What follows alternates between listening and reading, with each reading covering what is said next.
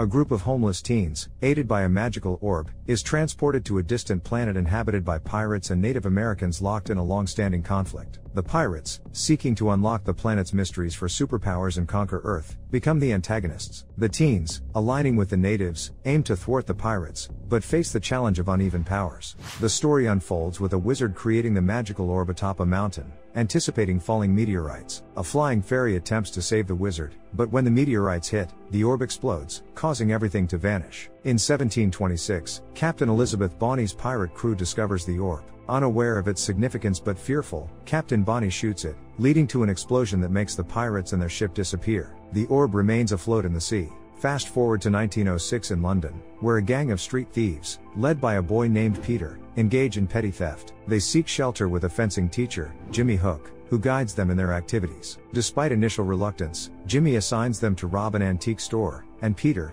eager to impress, convinces his friends to proceed. Unknown to them, the client behind the heist is promising Jimmy a high status in English society. The boys enter the antique store and cleverly neutralize the seller. Then, they fill their pockets with valuables from the store. Jimmy arrives and scolds them for their unauthorized act. However, Jimmy manages to enter a locked room in the store and finds a chest containing the magical orb. All the boys, except Peter, gather in the same room. Jimmy accidentally drops the orb, causing an explosion, and everyone in the room vanishes. Distraught and troubled, Peter takes the orb and blames himself for his friend's disappearance. In his basement dwelling, the client from the heist knocks on the door seeking Jimmy, but upon discovering his absence, promptly departs. Driven by curiosity and a sense of responsibility, Peter decides to pursue the mysterious client and ends up at a meeting of a secret society led by a white-haired man. It is he who tasked Jimmy with stealing the orb. The man explains that Peter's friends have been transported to another beautiful world. They can be brought back if Peter hands over the orb. It's a portal.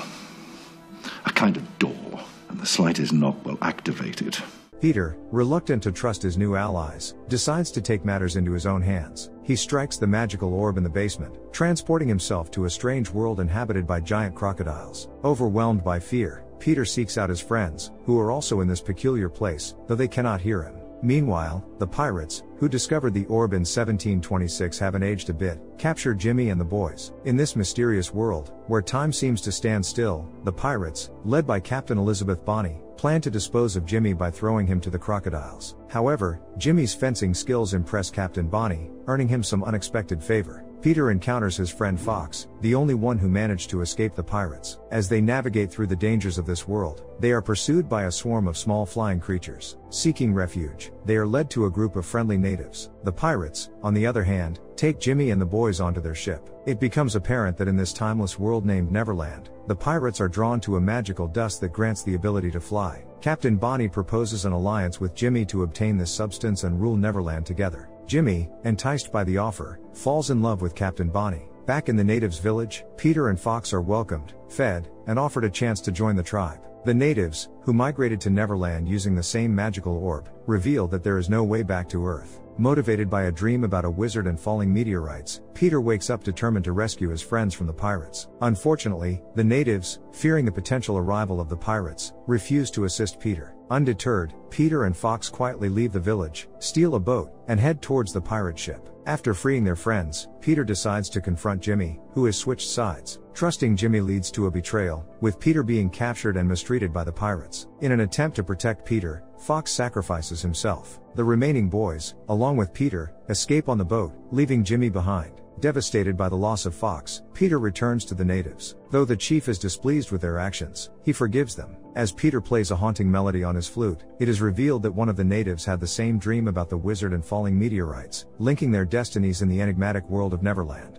Perhaps part of its great power enters those who strike it. Peter discovers that the mountain from his dream, where the wizard stood with the orb, exists in Neverland. Aya, the chief's daughter, agrees to guide Peter to this location. The pirates also scheme to reach the mountain to find the magical dust. They track Peter and Aya and follow them. At night, a small fairy visits Peter and leads him and his friends to a high wall made of trees. They cross it to find the wizard with the magical orb. Behind the wall is an entire city made of branches. The wizard soon greets them, revealing that he is the same gray-haired man from London who commissioned Jimmy to steal the orb. The wizard has lived for 400 years. He created Neverland on a planet in the center of the universe to settle the best people from Earth. Using the energy from 2 meteorites, he created a second orb. Now, anyone can travel from Neverland back to Earth. The fairy present during the orb's creation is named Tinker Bell, and she is the wizard's loyal companion. Suddenly, pirates, led by Jimmy, arrive at the wizard's settlement. They aim to get the orb to prevent anyone else from entering Neverland. The wizard tries to thwart the pirates' plans and prevent chaos using magic,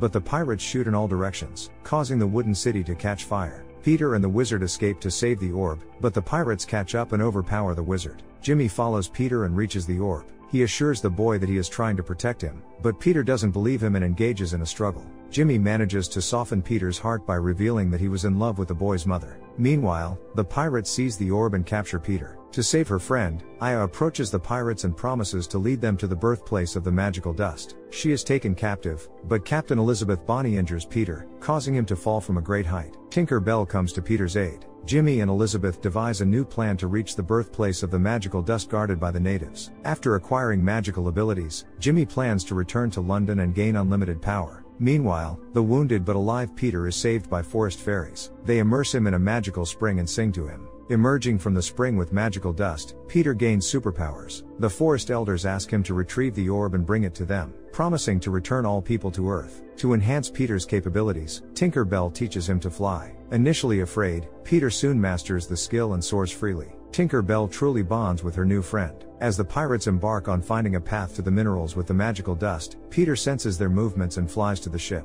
The pirates mistake the flying boy for a spirit and confess that Jimmy and Elizabeth hid the orb ashore, but only they know where. Peter also learns that the pirates have taken Aya hostage. The villains reach a wide gorge, with a giant spiderweb woven between its edges. Despite the spiders being human eaters, the pirates proceed along it with Aya. At one point, the chief's daughter slips down, and Peter, flying, rescues her. He then returns to the pirates and demands to reveal where they hid the magical orb. Refusing to confess, the pirates threaten Elizabeth. Suddenly, a massive spider attacks Peter from behind, wrapping him in a cocoon. The pirates eliminate the spider and bring Peter onto the ship to discover how he gained magical abilities.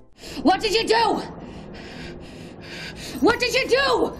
Peter, now conscious but with a reopened wound, is approached by Jimmy Hook at night. Jimmy, apologizing for siding with the pirates, promises to take care of Peter and reveals that he poisoned the pirates. Peter trusts him and plans to accompany him to the natives' village and then pursue the orb. As they reach the entrance of the cave leading to the village, Jimmy betrays Peter, tying him up. Other pirates join in, and Jimmy's deception becomes apparent. The pirates with tied up Peter make their way to the magical minerals. They build a large fire, attracting curious forest fairies, most of whom vanish in the flames. When the fire subsides, the pirates discover a magical spring where Peter recently bathed to gain superpowers. Elizabeth immediately descends into the spring and emerges transformed. However, she suddenly turns into dark dust and dissipates. The problem lies in the fact that during her bath, the tree spirits did not sing the song, causing destruction instead of magic. Jimmy Hook loses his temper and blames Peter for all the troubles. Suddenly, the villain confesses that he was the one who eliminated Peter's father and condemned his mother to a terrible fate. When the boy's mother passed away, Jimmy took him in as a reminder of his former lover. But now, he's ready to destroy Peter. However, the natives prevent the villain from carrying out his plan.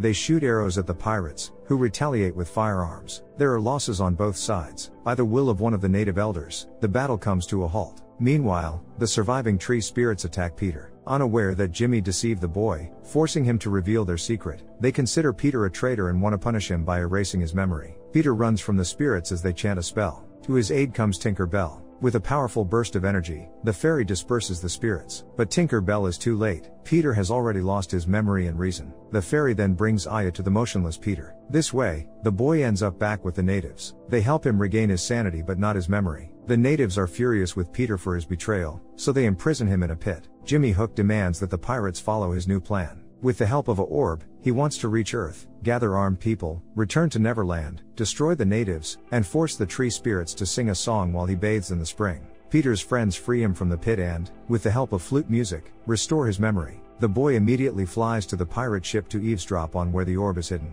Tinker Bell also arrives. She suggests that Peter wait until Hook and the pirates go to London and then take the orb and deliver it to the elders of the tree spirits. They would send all the people home and destroy the orb. However, Peter doubts the success of this plan and flies to warn the natives to help stop the pirates, preventing the villains from reaching London. Peter meets Aya and tells her everything about the pirate plan. However, the girl does not believe him and considers him a traitor for leading the pirates to them. Disheartened, Peter returns to the ship and prepares to follow Tinker Bell's plan. The natives consult and decide to believe Peter after all. They sail to the pirate ship in canoes. However, the natives do not suspect that it's already too late, as several pirates led by Jimmy Hook have already entered the cave where the magical orb is hidden. Peter and Tinker Bell keep a watchful eye on them. Jimmy finds the orb and prepares to strike it for teleportation. However, Peter cannot allow this and attacks the pirates. In the struggle with Jimmy, Peter's flying abilities come to his aid. The elder native sees the ship, while the younger ones land on the shore and chase the pirates into the cave. They reach the battleground and start throwing stones at the pirates. Thanks to this distraction, everyone, except Jimmy, turns their attention away from Peter. However, Hook throws his hat at the approaching Tinker Bell and crushes her with his foot. Peter tries to revive the fairy and is furious at Jimmy. The boy no longer listens to the villain's deceitful speeches. You killed my father, and you lied to me my whole life! Peter duels with Jimmy in a sword fight and accidentally deprives him of his hand. Then the boy demands that the wounded villain give him his father's watch. Hook throws the watch at Peter's head. He loses consciousness and falls into the water, where a crocodile swims. Suddenly, just before the danger, the boy regains consciousness and flies up. Meanwhile, Tinker Bell somehow gathers strength and unleashes an energy burst on the pirates, which brings the cave to collapse. Peter's friends, along with Aya, quickly run to the exit, fearing to be trapped under the debris. And Peter takes the orb and Tinker Bell, but doesn't manage to get out in time. By some miracle, Jimmy Hook and his helper are the only ones left on the intact island in the cave. They ponder what Hook will now use instead of his hand. The natives have driven the pirates into the distant seas and can now live peacefully. Peter's friends come to terms with the fact that he's gone, but suddenly the boy appears in a new costume. It turns out that with the help of the orb, he moved from the cave to London and returned to Neverland with souvenirs for his friends. One orb remains at the bottom of the destroyed cave in Neverland, where no one will ever find it. Peter also securely hid the second orb in London.